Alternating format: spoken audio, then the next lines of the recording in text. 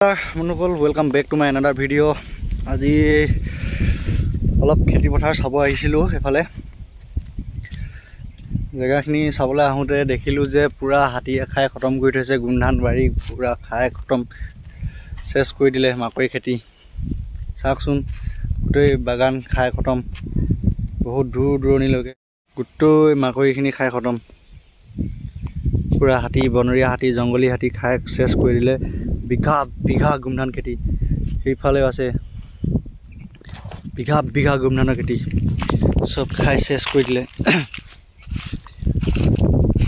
এইবিলাক খাই খতম কৰি দিলে।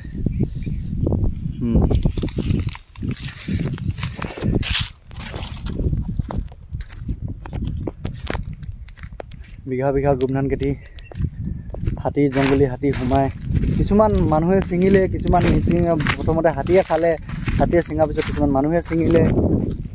ঠিক তেনেধৰণৰ এতিয়া বহুত লোকচান হ'ল, মানে খেতিয়কৰ বহুত লোকচান হৈছে। বিঘা বিঘা গুমধানৰ খেতি বেকাৰ হাতীয়ে খাই চব খতম কৰি দিছে। এইটো ওপৰত উঠি কিনে দেখাম ৰ, দেৰি পাৰিম ন উঠিবলৈ। দেৰি এনেকৈ হিলিছে। Wow, point of view.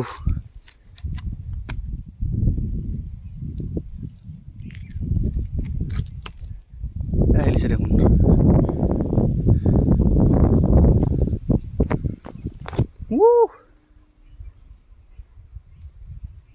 সেইটো ওপৰত উঠি আছো, চাই না কিমান ওপৰত।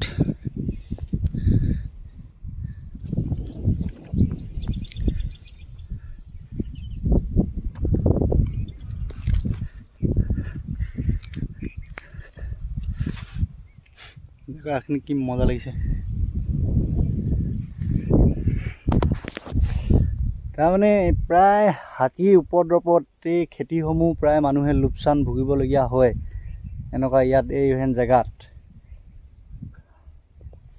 প্ৰায় 200-300 হাতী থকা পৰিলক্ষিত হ'ব পাৰে। তাৰমানে ইয়াত সেইখন ৰিজাৰ্ভ হয়, ৰিজাৰ্ভখনত থাকে হাতী এনেকৈ। তাৰমানে এতিয়া দিনত তাত ৰিজাৰ্ভৰ মাজত সোমাই আছে।